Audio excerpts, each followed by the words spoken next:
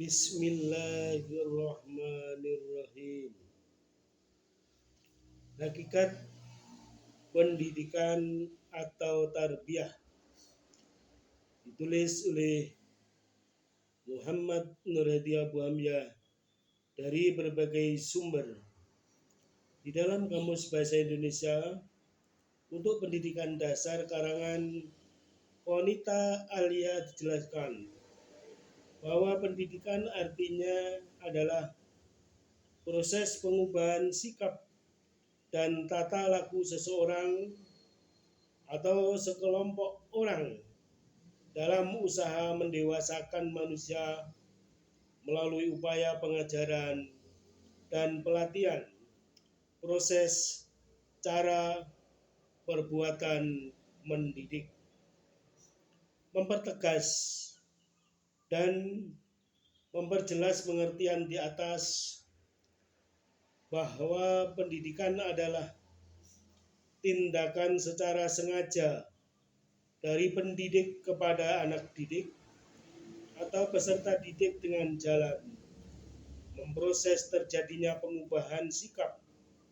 dan tingkah atau tata laku seseorang atau kelompok orang yang bertujuan mendewasakan mereka.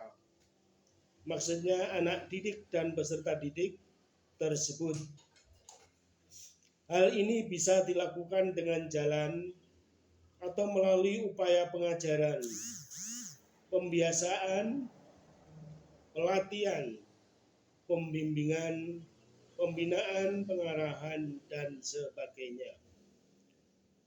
Penulis kitab Mufradatu Gharib Al-Quran menyebutkan definisi tarbiyah yaitu merawat pertumbuhan sesuatu sedikit demi sedikit hingga sampai pada batas yang sempurna.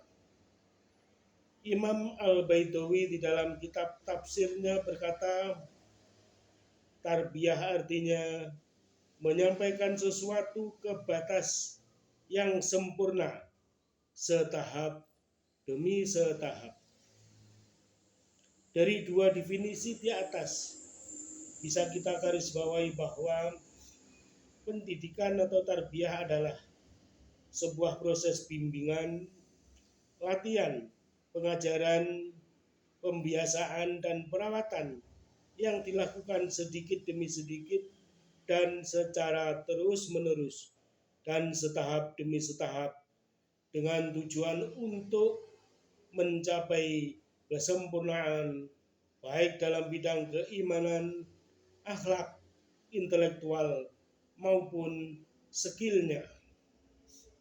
Ketika manusia dilahirkan di dunia, mulai saat itulah terjadi proses pendidikan atau tarbiyah. Orang tuanya lah yang mengawali mendidik putra-putrinya dan merekalah yang paling bertanggung jawab terhadap proses pendidikan putra-putrinya.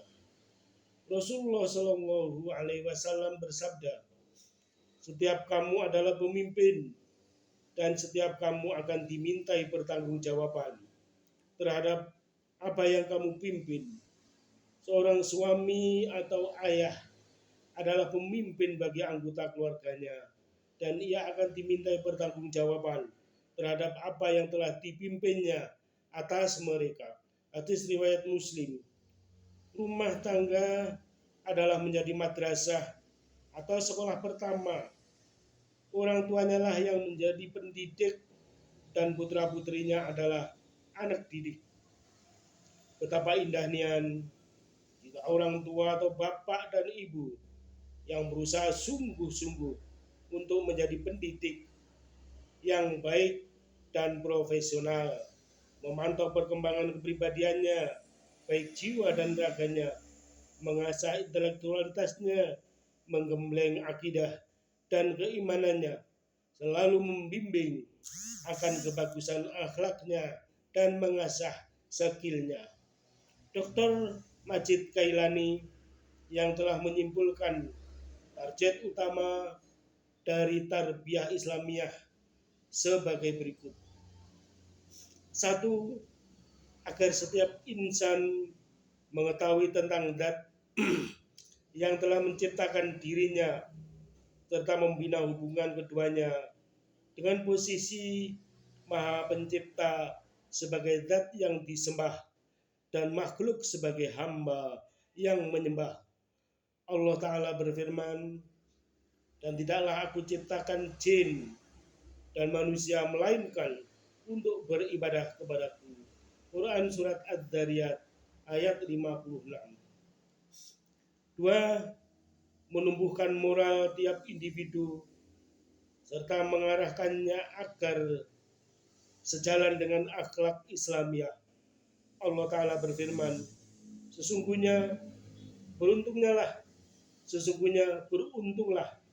orang yang membersihkan diri dengan beriman. Quran Surat Al-A'la ayat 14. 3. Melatihnya untuk berusaha guna memenuhi kebutuhan hidup yang bersifat materi. Allah Ta'ala berfirman, dialah yang menjadikan bumi itu mudah bagi kamu, maka berjalanlah di segala penjurunya dan makanlah dari sebagian rizkinya, dan hanya kepadanya lah kamu kembali setelah dibangkitkan. Quran Surat Al-Mulk ayat 15. 4. Untuk mencetak umat yang berorientasi dan terikat dengan akidah Islamiyah sebagai bukti kesempurnaan agama dan kebenaran iman.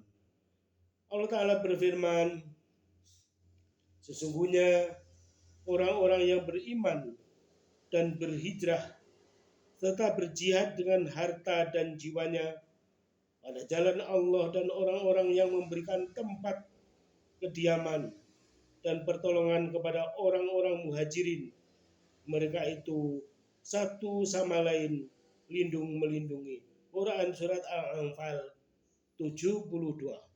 5. Mengarahkan kaum muslimin agar tetap mengemban amanah risalah ini ke seluruh alam. 6. Menambahkan keyakinan terhadap persatuan dan persamaan hak antara umat manusia.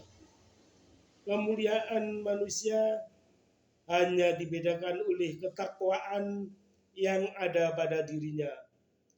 Allah berfirman, sesungguhnya agama tauhid ini adalah agama kamu semua, agama yang satu, dan aku adalah Rabbmu, maka bertakwalah kepadaku. Al-Mu'minun 52. Adnan Hasan Solih Baharis dalam bukunya menjelaskan bahwa Al-Quran memuat kaidah-kaidah akhlak dan etika dalam segala aktivitas manusia. Tak ada satu aspek pun yang terlepas dari bimbingan dan pengarahannya. Di antara bimbingannya yang penuh berkah tentang pendidikan akhlak untuk anak-anak termaktub dalam firman-Nya sebagai berikut. Dan ingatlah ketika Luqman berkata kepada anaknya di waktu ia memberi pelajaran kepadanya, hai anakku, janganlah kamu mempersekutukan Allah. Sesungguhnya mempersekutukan Allah adalah benar-benar kezaliman yang besar. Luqman 13. Luqman berkata, hai anakku, sesungguhnya jika ada sesuatu perbuatan seberat biji sawi dan berada dalam batu atau di langit atau di dalam bumi, niscaya Allah akan mendatangkannya atau membalasinya. Sesungguhnya Allah Maha Halus lagi Maha Mengetahui. Hai anakku, dirikanlah sholat dan suruhlah manusia mengerjakan yang baik dan cegahlah mereka dari perbuatan yang mungkar dan bersabarlah terhadap yang menimpa kamu. Sesungguhnya yang demikian itu termasuk hal-hal yang diwajibkan oleh Allah, dan janganlah kamu memalingkan muka dari manusia karena sombong, dan janganlah kamu berjalan di muka bumi dengan angkuh. Sesungguhnya Allah tidak menyukai orang-orang yang sombong, lagi membanggakan diri. Dan sederhanakanlah kamu dalam berjalan, dan lunakkanlah suaramu. Sesungguhnya seburuk-buruk suara ialah suara keledai. Luqman 16:19. Dari ayat-ayat di atas bisa kita petik hikmah dari pendidikan atau tarbiyah yang dilakukan Luqman Al-Hakim kepada anaknya. Pertama, Luqman sebagai orang tua mendidik atau mentarbiyah anaknya untuk tidak menyekutukan Allah Ta'ala. Dikandung maksud bertauhid rububiyah, bahwa Allah adalah yang maha pencipta dan maha pemelihara. Juga bertauhid uluhiyah atau tauhid ubudiyah, dan pengertian hanya Allah semata.